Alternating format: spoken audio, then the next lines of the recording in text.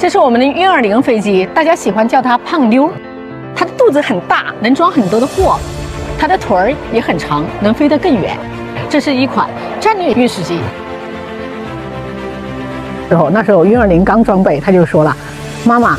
你啥时候有机会改20啊？”因为他觉得运20飞机那时候刚刚组装部队，他就看到过的哈，这么好、这么大的飞机，这么先进的飞机，他就特别希望我能改上。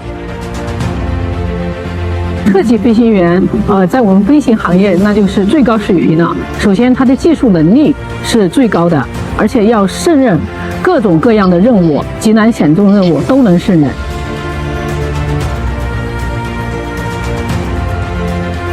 不管是高原飞行、远海飞行、海上超低空飞行、高原伞降、后半夜飞行、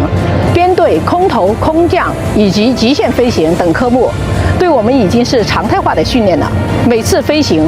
升空就是作战。为了实现精准投送，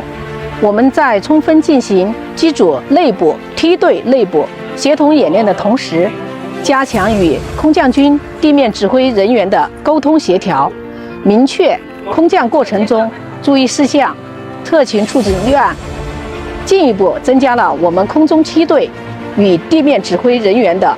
配合的默契程度，提升投送的精准度。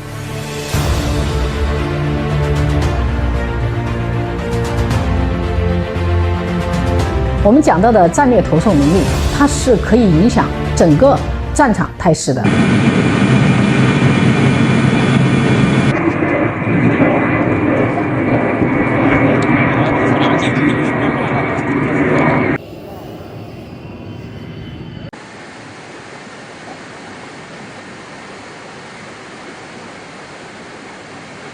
战略运输机具备这种快投、快走、快撤这种战略能力。我们的优势就是我们飞得远，速度快，时间短。也就是说，从进驻、打击、撤退，它会影响整个战斗的进程。第一，我们就是担当军事空运重任，立足于高威胁条件下，协助多军兵种参战部队人员和武器装备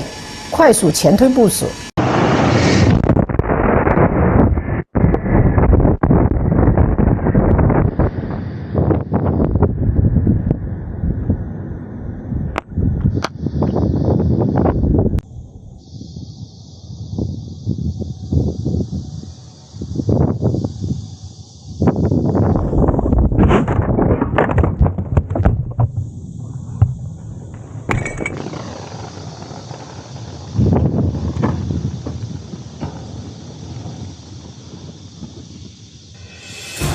在短时间的随行人员增派、装备补给任务，将空降兵、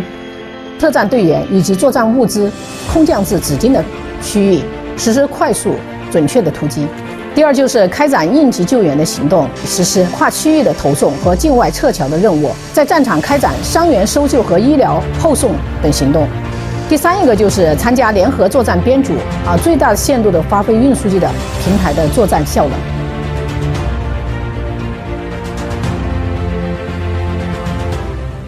刚开始改装这个运9，后来改装完了之后，就觉得自己特别渴望能不能成为就以前我们教儿那种，自己带队出去执行任务。这是我们的运9飞机，是我国自主研发的国产中型中程运输机，它可以执行空投、空降、医疗救护、搜救等任务。我也曾多次驾驶它出国执行跨国的运输任务。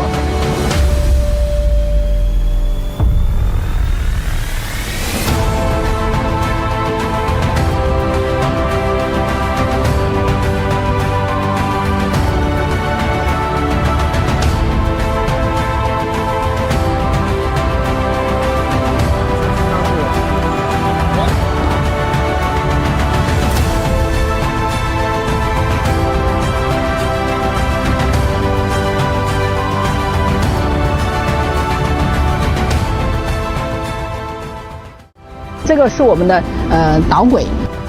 重装空投的时候会有一定的影响，飞机它会投出去那一瞬间它会上扬，所以说飞行员这块要把这个飞机的状态。兰姐将这个动作飞到舒服到什么程度呢？你在后边放一杯水，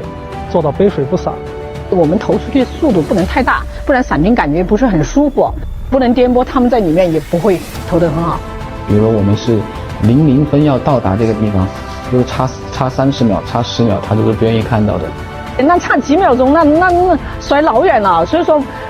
必须做到分秒不差的。我飞过了，他下面有战车，他要跳下去，他还背着枪，他是不是要跑很远才能到达他们的？会影响他下一步的作战方案。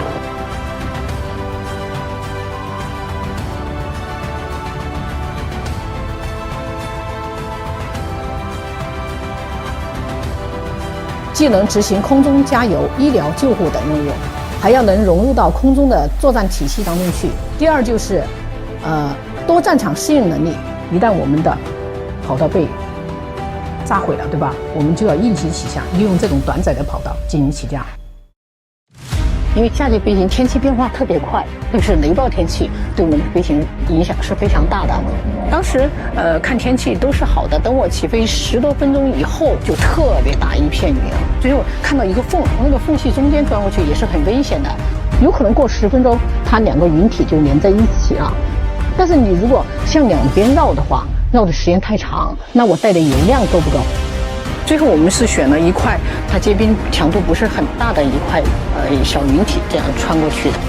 你必须做最坏的打算，但是你要做最好的准备，最充分的准备。或者给你炸掉了，你只剩半个跑道了，你怎么起降？所以我们现在就要练这个。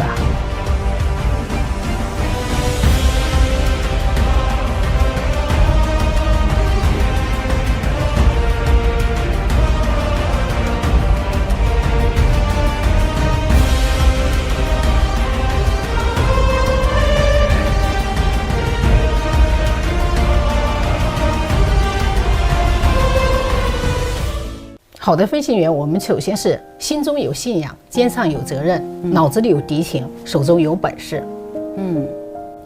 那陈代表，您看，您又是运9的飞行员，又是运9的教官，而且还是运20的飞行员。我们现在空军的这套互飞通飞的培养人才模式，有什么样的好处？就咱们互飞通飞这一块儿，首先是咱们理念的牵引。运20飞机先进的操作的理念和它的飞行程序，我们可以通过机长这种通飞来实现它这种无缝的传递，来带动其他机型运行的更加规范，提升这种安全余度。第二个就是能力的嫁接，我们可以通飞的机长呢，可以利用这种先进的机型积累到的实践的经验，可以帮助那些低机型更好、更快的、安全有效的攻克高难的科目。第三就是它灵活高效，可以根据不同的作战需求，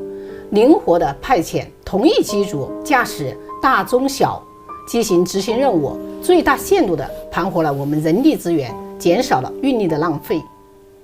那我们人才的培养怎么样向战场无缝衔接？首先我们要放眼未来的战场，未来的仗怎么打，现在的兵就怎么练。我们现在不能把自己仅仅看作为一杆两舵的飞行员，更应该把自己看成一名战斗员。我们不单单要能执行空投、空降、空运、医疗、救援等任务，而且我们还要考虑到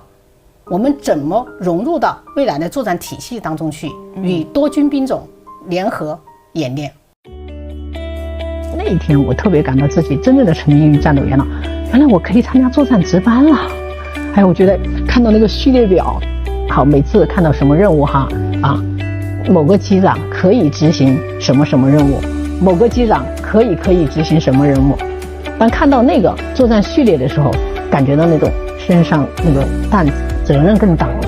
现在必须一等，你就坐到飞机里，几分钟让你起飞，你必须起飞。你一旦拿起来，我们的包拖着就着。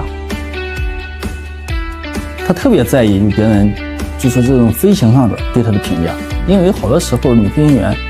会有一个什么样的情况呢？因为他的力量呀，包括说在这个正常反应上，他和男飞行员是有差异的。但就这一点，我感觉兰姐是不服输，老是比，有那种比的心态，就是一飞完之后他也会主动的问你，哎，我今天带教有什么问题啊？然后你觉得我这一块有没有什么需要改进的地方？就这点就时时刻刻在体现。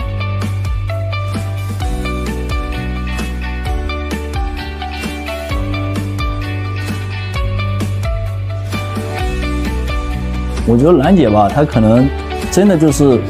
有点想证明，哎，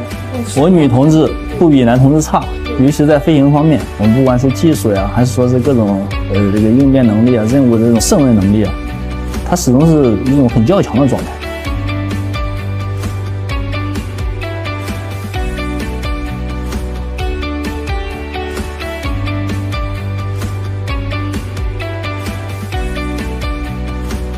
就是我们下着自己的战鹰，在我们祖国的上空翱翔，或者夜色来临的时候，看到下面万家灯火的时候，那种感觉，就是说自己能够作为一名女同志嘛，能成为机长和教官，能够驾机在祖国的上空翱翔，感到特别的骄傲和自豪。